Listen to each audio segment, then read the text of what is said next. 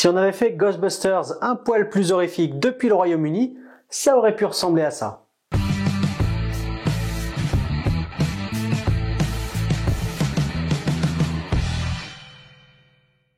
Thrill Seekers est une série d'horreur sortie le 30 octobre 2020 sur Amazon Prime Video. La première saison est composée de 8 épisodes d'environ 30 minutes chacun et nous raconte l'histoire de deux techniciens, Gus Roberts et Elton John. Et ils sont chargés de l'installation et la maintenance d'Internet pour les opérateurs réseau Smile.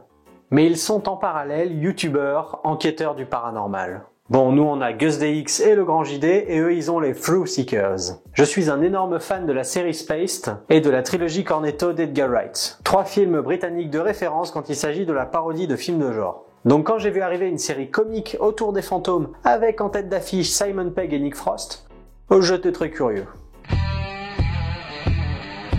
Ils veulent jouer avec les codes de l'horreur, plus précisément de l'épouvante. Ils vont notamment énormément utiliser le fan footage dans les lieux qu'ils vont visiter.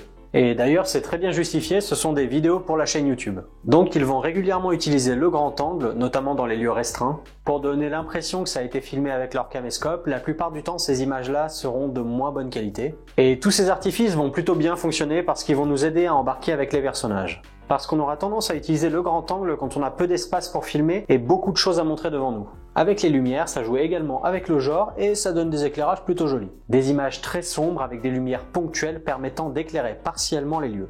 Et d'ailleurs, c'est très souvent des lumières de couleur, ce qui rend la série très colorée. Et évidemment, quand on fait de l'horreur, le son a une énorme importance. Et ici, ils ne dérogent pas à la règle. Ils utilisent notamment des bruits stridents pour appuyer par exemple des jumpscares, ou encore des notes simples qu'on entend de plus en plus fort. Bon, toutes ces méthodes-là, c'est des méthodes classiques de films d'horreur que vous connaissez forcément. Ah oui, aussi, il y a des jumpscares. Il y a beaucoup de jumpscares. Et j'aime beaucoup les jumpscares qu'ils utilisent parce que les 3/4 du temps, c'est pour des situations absurdes. Comme par exemple des arrivées soudaines dans une pièce, qui pourtant sont complètement anodines. À tout ça, on y ajoute plein de références. En premier lieu, aux films d'horreur qui détournent, via des paroles, des blagues des personnages, via des archétypes de l'horreur, ou via du comique de situation qui nous fera forcément référence à quelque chose d'autre.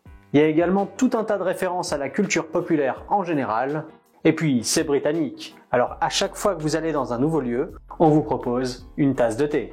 Voilà, maintenant on a un super habillage de planté, maintenant il nous faudrait une histoire avec ses personnages et ses enjeux. Et la série a réussi à mettre en place 5 protagonistes plutôt intéressants. Et après quelques épisodes, on pourrait même parler d'un Scooby Gang. Et contrairement à ce qu'on pourrait penser et comment la série est vendue, Simon Pegg n'en fait pas partie et est beaucoup plus en retrait. Contrairement aux autres personnages qui se dévoilent au fur et à mesure. Et plusieurs de ces personnages ont des arcs narratifs vraiment intéressants. Des histoires qui vont se croiser progressivement au fil de la série, de manière pas toujours attendue. La série a également eu à mon sens une très bonne idée en liant de manière très étroite la technologie et le paranormal, via un réseau internet ou des machines. Bon, maintenant pour tenir face à tout ça, il nous faudrait un antagoniste fort. Et là, je dois dire que les enjeux personnels des protagonistes sont vraiment très intéressants. En revanche, je n'en dirai pas autant des antagonistes.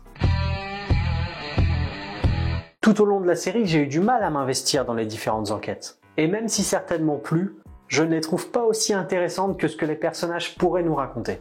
Et du fait que ça a beaucoup de choses à raconter dans un format court, la plupart des épisodes sont plus proches des 25 minutes. J'ai trouvé que beaucoup des éléments de résolution ne sont pas vraiment satisfaisants, voire même par moments bâclés. J'avais évoqué le mélange du numérique et du paranormal. Et je trouve l'idée vraiment chouette et bien utilisée par moments, mais mal justifiée par d'autres moments, voire même pas du tout. Et ça amène finalement à un arc principal avec son antagoniste et son plan machiavélique, dont je ne dirai pas le nom pour ne pas spoiler. Et là pareil, j'ai beaucoup de mal avec les enjeux du personnage, et ces méthodes qui sont parfois complètement foireuses, voire par moments anachroniques, qui à mon sens est difficilement sauvée par la magie mélangée à la technologie. Pour ceux qui ont vu la série et qui ne voient pas de quoi je parle, c'est rouge. Pour éviter tout ça, je pense que ça aurait été pertinent de plus développer ce personnage, voire même de le nuancer par la même occasion. Et du coup, j'en arrive à quelle conclusion ?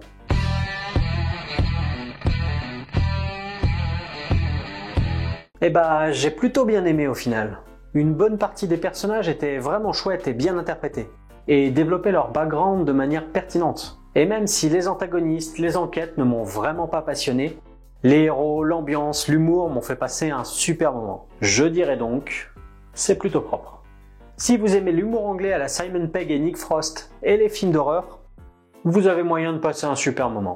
Voilà, cette vidéo est terminée, merci de l'avoir regardée jusqu'au bout. Je peux enfin refaire des vidéos et je vais essayer d'en faire beaucoup plus régulièrement. N'hésitez pas à me laisser vos points positifs, vos points négatifs dans les commentaires. Si jamais ça vous a plu, à vous abonner, regarder nos autres vidéos, partager, c'est important. Mais tout ça, vous savez. Sur ce, ciao!